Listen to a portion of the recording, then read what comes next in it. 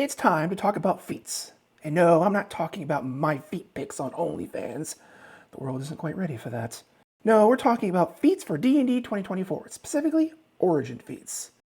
If you don't know, feats are special abilities that are selected by characters at certain levels. And origin feats, in particular, are chosen at a very specific time. In addition to picking a class and a species, a new character picks a background, which is pretty much saying, this is what we did before we decided going on an adventure was a good life choice. Each background gives you a specific origin feat that is thematic to that background, but you could also use one of your normal feat selections that happen whenever you get an ability score improvement with your class. For most, that's every 4 levels. This isn't often done because origin feats are generally weaker than other feats, which is why we get them at first level. Also, if you choose human as your species, their versatile feature will give you an extra origin feat of our choice. So, what options do we have? Let's go through them. Alert gives 2 abilities. Initiative Proficiency, which lets us add our proficiency modifier to our initiative rolls, and Initiative Swap. This lets us swap our initiative score with a willing ally. This last one is the most interesting part.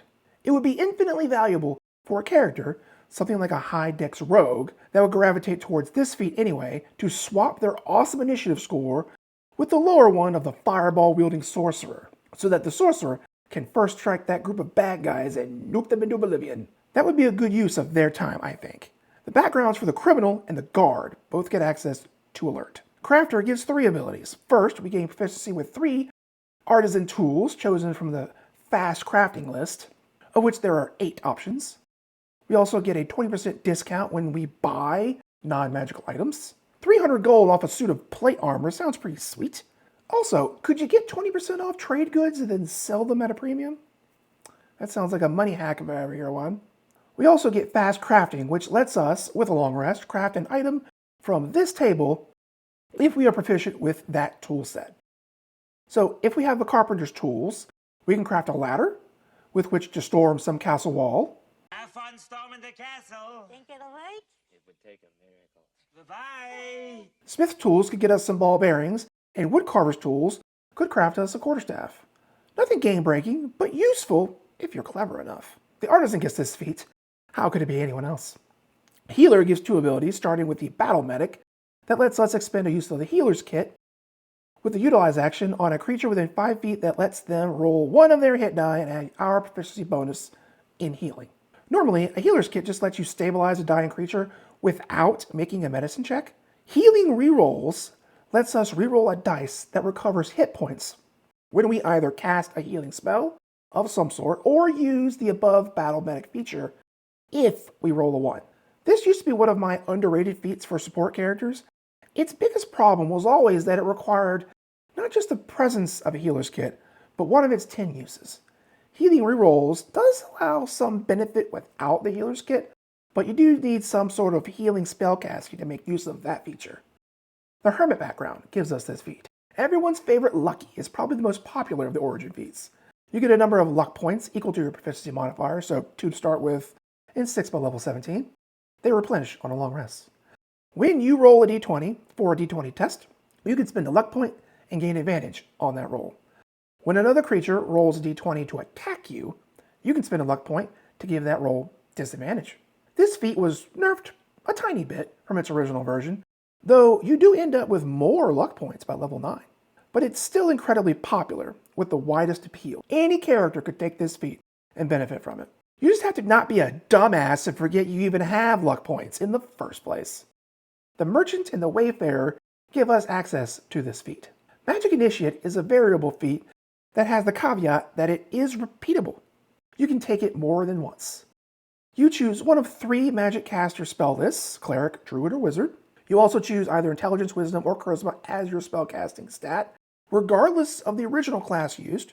You choose 2 cantrips from that list that you can cast as any other spellcaster. You can also choose 1 first level spell that you can cast once per long rest, as well as use any other spell slots that you have to cast that spell as well. This spell is also chosen from the same list as the cantrips. You can take this feat multiple times, choosing a different spell list every time. The Acolyte background gives Magic Initiate for the Cleric spell list. The Guide gives the same but for the Druid, and the Sage for the Wizard. This is another one that I think everyone but maybe the Barbarian would want at least some version of. The Musician might be my new favorite. We gain proficiency with 3 musical instruments of our choice, and with Encouraging Song, after we finish a short or long rest, we can give Heroic Inspiration to a number of allies equal to our proficiency bonus, which starts at 2 and ends at 6. Heroic Inspiration, if you remember, lets us reroll a d20 right after we've rolled it and use the new roll. But you only have 1 at a time, so use it or lose it. But you could use it multiple times a day, so you could get a lot of use out of it. The Entertainer background gets this, which certainly seems appropriate. This is a simple feat that gives good party-wide support and will provide buckets of role-playing opportunities. Now, Savage Attacker is surprising. Once per turn, when we hit a creature with a weapon, we can roll the weapon damage die twice and pick the one we want. So essentially advantage on our damage roll. This feat is fairly unchanged from the 2014 version, except that it now includes ranged attacks. Not sure how ranged attacks are savage.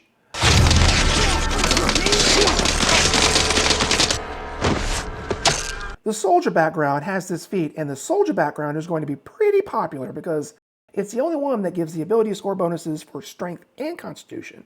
So a lot of melee-oriented fighters and barbarians are going to go down this route. What I found surprising with this feat was how well it worked out. I thought it would be boring, but I'm currently running this on my barbarian, and being able to roll 2d12 for my great axe and pick the better of the two turned out to be way more useful and more fun than I thought it would be. I mean, before D&D 2024, the only people who took Savage Attacker were those who were playing Baldur's Gate 3. The Skilled feat is going to be fairly common, and it's completely unchanged from this 2014 version, other than how it's worded. You get proficiency with 3 skills or tools of your choice, boon to skilled monkeys and artificers everywhere, and like some other feats, this one is also repeatable, with it allowing you to take additional skills and tools. The Charlatan, the Noble, and the Scribe all have access to this feat. It is tied with Magic Initiate for the most common origin feat by background. The Tavern Brawler feat is complicated.